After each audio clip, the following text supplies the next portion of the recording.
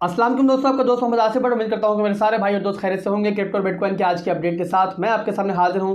रोजाना की तरह मार्केट के ब्रेकडाउन आपके सामने करूंगा, बिटकॉइन के टेक्निकल एनालिसिस करूंगा, फंडामेंटली बात करेंगे हमारे इर्द गिर्द क्या चल रहा है इस वक्त। ये सब कुछ हमेशा और रोजाना की तरह आज भी होगा, मगर उससे पहले आपने क्या करना है, अगर फर्स्ट टाइम आप आए हो तो चैनल को सब्सक्राइब कर लो और वीडियो को ज़्यादा से ज़्यादा आपने लाइक कर देना है, इसमें कंजूसी नहीं करनी। अब दोस्तों बिटकॉइन का चार्ट मेरे सामने खुला हुआ है।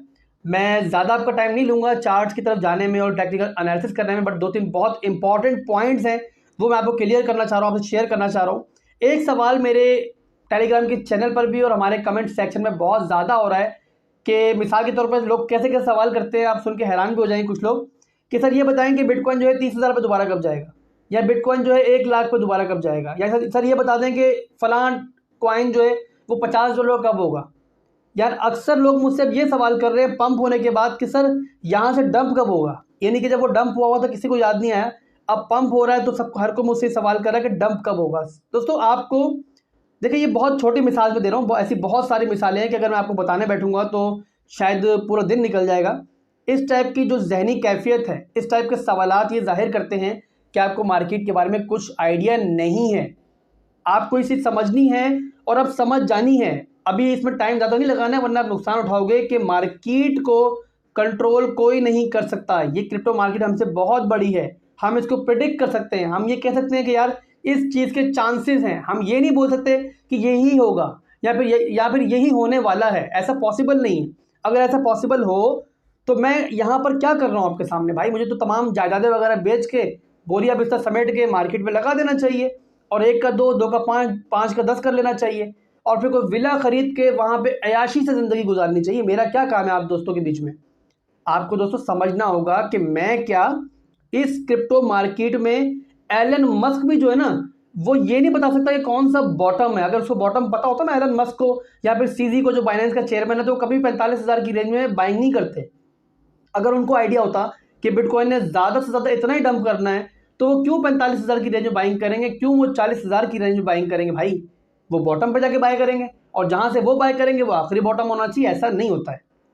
बड़ी बड़ी वेल्स, एलन मस्क जैसी वेल्स मार्केट को मैनिपुलेट जरूर कर सकती हैं, मार्केट को पंप और डंप जरूर कर सकती हैं, बट इस मार्केट को कंप्लीटली कंट्रोल कोई नहीं कर सकता। जब इतनी बड़ी वेल्स कंट्रोल नहीं कर सकती तो हम लोग किस खेत की मूली हैं? आपको ये समझना है कि हम लोग प्रोफेशनल ट्रेडर्स हैं।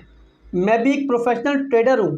मैं मार्केट को एनालाइज करता हूं, मैं टेक्निकल एनालिसिस करता हूं, मैं फंडामेंटल एनालिसिस करके ये अंदाजा लगाता हूं कि इस टाइम प्राइस एक्शन क्या चल रहा है, पैटर्न कौन सा बन रहा है। वो पैटर्न हमें बताते हैं कि यहां से ब्रेकआउट के चांसेस हैं या फिर ब्रेकडाउन के चांसेस हैं।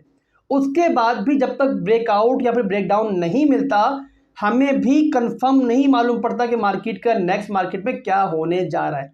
ये चीज़ आपको समझनी है, आपको मुझसे सीखना है। एज ए टीचर मेरी बात सुनो, मेरी बातों को समझो तो आप फायदे में रहोगे। और अगर नाउजुबिल्ला ये समझोगे कि आसिफ भाई कंट्रोल कर रहे हैं मार्केट को, जैसा बोलेंगे मार्केट में वैसे ही हो जाएगा, तो भाई ऐसा नहीं होता। मैं टेक्निकल एनालिसिस करने जा रहा हूँ और आपने इसको फाइनेंशियल एडवाइस नहीं लेना है।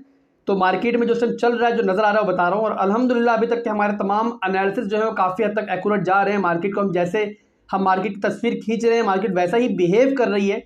बट फिर वही बात है कि हम मार्केट को प्रेडिक्ट कर रहे हैं, स्क्रिप्ट नहीं कर रहे। अभी इस टाइम दोस्तों, कल मैंने आपको बताया था, कल की वीडियो में जब ये बिटकॉइन पंप होना स्टार्ट नहीं हुआ था, 40,000 को उसने ब्रेक नहीं किया था, तब मैंने आपको बताया था कि एक हेड एंड शोल्डर का पैटर्न बन रहा है, जिसमें आपको ये जो नज़र आ रहे हैं निशान लगे हुए, ये हमारा एक लेफ्ट शोल्डर है, एक राइट शोल्डर, एक हेड बन रहा था, बहुत क्लियर पैटर्न बना। और मैंने आपको बताया था कि अगर ब्रेकआउट हुआ तो मैं लॉन्ग करूंगा, मैंने क्लियर बताया था कल की वीडियो में।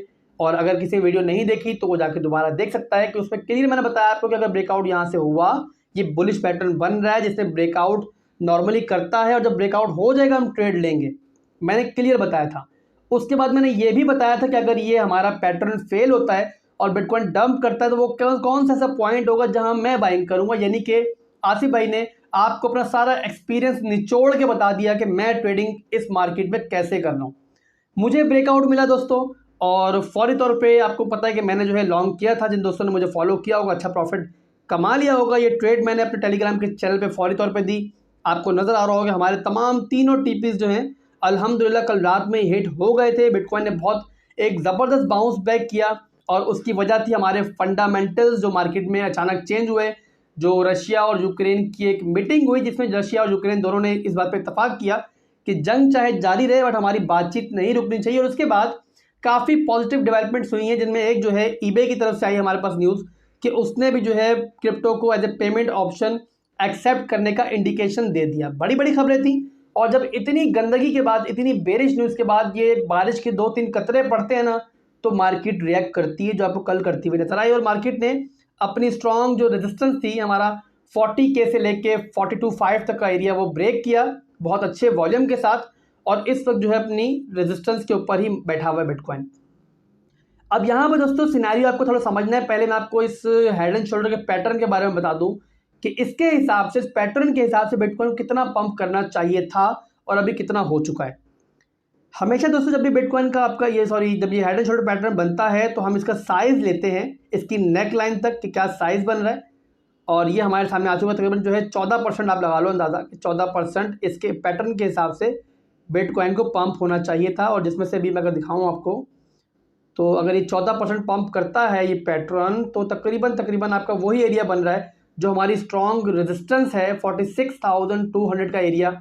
और अगर यहाँ तक बिटकॉइन पंप करता है और यहाँ पर होल्ड कर लेता दोस्तों, तो फिर आपको जो मार्केट में जो एक चेंजिंग नज़र आएगी, जो एक बिहेवियर में चेंजिंग नज़र आएगी, तो आपको जो सेंटिमेंट्स चेंज होते नज़र आएंगे, वो शायद अभी तक काफ़ी दिन से आप उसको मिस कर रहे हैं। और अभी जो है बिटकॉइन ने ट्राई भी की है अपनी इस स्ट्रॉन्ग रेजिस्टेंस की तरफ जाने की, बट थोड़ा छोटा सा हमें फिलहाल रिजेक्शन मिला है। बहरहाल बिटकॉइन अभी काफ़ी ट्राइज करेगा और फौरी तौर पे अगर बहुत बड़ा वॉल्यूम मिल जाए तो हम कुछ कह नहीं सकते। अदरवाइज ऐसी रेजिस्टेंस एक दो दफ़ा में नहीं टूटती है, काफ़ी दफ़ा ट्राई करने के बाद ही ऐसी रेजिस्टेंस टूटती है। अब मैं एक चीज़ आपको और दिखाना चाहूँगा, ये चीज़ क्लियर हो गई कि ये पैटर्न जो है इसने वर्क किया, बुलिश बिहेव किया, मार्केट में सेंटिमेंट्स बेहतर हैं, वॉल्यूम मार्केट में आया और हमारी डेली डाउन ट्रेंड लाइन भी, एक चीज़ मिस कर रहा हूँ मैं, हमारी बिटकॉइन में डेली डाउन ट्रेंड लाइन जो रेजिस्टेंस थी वो भी ब्रेक हुई है, वो भी यहाँ ब्रेक हुई है और बिटकॉइन ने फिलहाल के लिए अच्छा होल्ड किया हुआ है इसके ऊपर। यहाँ तक क्लियर है। अब इसके बाद दोस्तों मैं बाइनेंस की ऐप खोलता हूँ और आपको कुछ दिखाना चाहूँगा। डेली टाइम फ्रेम मैंने खोल लिया है। पहले मैं ये सारे, अब यहाँ पर पहले आपको चीज़ दिखा दूँ कि मैंने EMA के इंडिकेटर खोला हुआ है, जिसके बारे में पिछली वीडियो में मैंने आपको क्लियर किया था कि EMA कैसे वर्क करता है। तो यहाँ पर अगर आप देखो तो डेली कैंडल दोस्तों वो इस टाइम रिटेस्ट कर रही है EMA 100 को।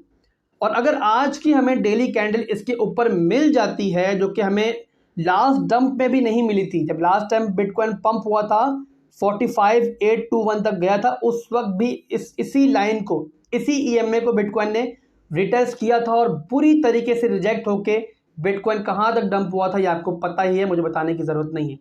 दोबारा से दोस्तों वही पॉइंट आ चुका है, बिटकॉइन उसी एरिया को रिटेस्ट कर रहा है। बट इस बार छोटी सी चेंजिंग ये है कि वॉल्यूम हमें पहले से बेटर लग रहा है। अगर आपको नज़र आ रहा हो तो लास्ट टाइम जस्ट टच करके डंप किया था और अभी आपकी कैंडल जो है वो उसी के ऊपर चल रही है। अब दोस्तों अगर यहाँ पे बहुत पॉजिटिव चीज़ क्या हो सकती है कि हमें डेली कैंडल इसके ऊपर मिल जाए, अगर तो मिलेगी तो बिटकॉइन जाहिर है आगे की तरफ बढ़ेगा और फिर बहुत ज़्यादा चांसेस हैं कि बिटकॉइन अपनी स्ट्रॉन्ग जो हमारी रेजिस्टेंस है 46K का एरिया, उसको ब्रेक करके उसके ऊपर होल्ड करे, अगर ये हमारा बुलिश बिहेवियर कंटिन्यू रहता है और बिटकॉइन अपनी स्ट्रॉन्ग रेजिस्टेंस को तोड़ता है। तो अब दोस्तों ये हो गया हमारा एक बुलिश साइड जो मैंने आपको बताई और मेरे एनालिसिस के हिसाब से मैंने आपको बताई। अब दोस्तों बेरिश सिनेरियो यहाँ पर ये हो सकता है कि बिटकॉइन जो है यहाँ से, जो कि अपनी स्ट्रॉन्ग एक रेजिस्टेंस है जहाँ से लास्ट टाइम भी बिटकॉइन हमारा डंप हो चुका है, ये देखें, ये एरिया देख लो आप, ये वही पॉइंट है जहाँ से बिटकॉइन लास्ट टाइम डंप होके तकरीबन जो डंप हुआ था वो 34K के एरिया तक हुआ था। तो दोस्तों यहाँ भी वही चांसेस हैं। पहले भी अगर देखो तो वॉल्यूम बहुत था मार्केट में, इतना वॉल्यूम नहीं था बट वॉल्यूम था और उसी वॉल्यूम की बेस पे बिटकॉइन यहाँ तक पहुंचा था। बट यहाँ से रिजेक्शन इतनी स्ट्रांग थी कि बिटकॉइन संभल नहीं पाया, सेल ऑर्डर ज़्यादा थे, सेलिंग प्रेशर ज़्यादा था और फिर मार्केट में एक बुरी खबर भी आ गई, तो उसकी बेस पे बिटकॉइन कहाँ तक पहुंचा ये आपको पता है। तो अभी दोस्तों अगर बिटकॉइन यहाँ से रिजेक्ट होता है तो पहली जो स्ट्रॉन्ग सपोर्ट हमारे लिए बन चुकी है, जो कि पहले स्ट्रॉन्ग रेजिस्टेंस थी, मैंने पहले बताया आपको, वो है हमारा 40,500 से लेकर 41,800 तक का एरिया है, जो कि हमारा पूरा एक सपोर्ट जोन अब बन चुका है फाइनली। तो हमारे लिए एक अच्छी बात भी है कि हमें चलो वहाँ पे होल्डिंग मिल जाएगी। बट ओवरऑल दोस्तों ये बेरिश मैं सिनेरियो इसलिए बता रहा हूँ कि जो भाई भी अगर एंट्रीज वगैरह लेना चाहते हैं तो कहाँ उनको किस पॉइंट पे बाइंग करनी चाहिए, इससे आपको ये चीज़ क्लियर हो जाएगी कि हमारा जो स्ट्रॉन्ग जो बाय ऑर्डर्स हैं वो उस एरिया में होंगे। और जाहिर है कभी भी इतनी स्ट्रॉन्ग जो सपोर्ट होती है वो एक दफ़ा में नहीं टूटती है। तो अगर कोई भाई जो है डेली ट्रेडिंग करना चाहे या फिर कोई डे ट्रेड लेना चाहे तो वो उस एरिया में बाइंग करके क्विकली भी अच्छा प्रॉफिट कमा सकता है। अब यहाँ से दोस्तों बेरिश और बुलिश दोनों सिनेरियो बताए हैं। बुलिश मैंने डिटेल से बताया क्योंकि मार्केट के सेंटिमेंट्स इस वक्त अच्छे हैं, तो मैंने आपको डिटेल से बताया कि प्राइस एक्शन क्या चल रहा है, प्राइस की मूवमेंट क्या चल रही है। और बेरिश सिनेरियो मैंने आपको छोटा सा बताया, बट इसका मतलब ये नहीं है कि वो कम चांसेस हैं उसके। एज ए ट्रेडर अगर मैं देखूं तो ये शॉर्टिंग का पॉइंट है, यानी कि यहाँ से एक दफा शॉर्ट करके अगर फ्यूचर्स में शॉर्ट करूं तो मैं स्टॉप लॉस के ऊपर रख के अच्छा प्रॉफिट कमा सकता हूं। वो और बात है कि मैं फ्यूचर्स करता ही नहीं हूं, बट अगर मैं फ्यूचर्स ट्रेडर होता तो मैं यहाँ से शॉर्ट करके क्विकली अच्छी अर्निंग कर सकता था। तो फ्रेंड्स, ये थी अच्छी वीडियो। उम्मीद करता हूँ वीडियो पसंद आई होगी। अगर पसंद आई वीडियो को लाइक कर दीजिएगा, और साथ साथ दोस्तों अगर आप टेलीग्राम के चैनल को ज्वाइन करना चाहें तो अपने वीडियो के डिस्क्रिप्शन में जो लिंक मौजूद है सिर्फ और सिर्फ उसी को फॉलो करके जाना है, अदरवाइज आप किसी स्कैमर के हत्थे भी चढ़ सकते हैं। अल्लाह हाफिज।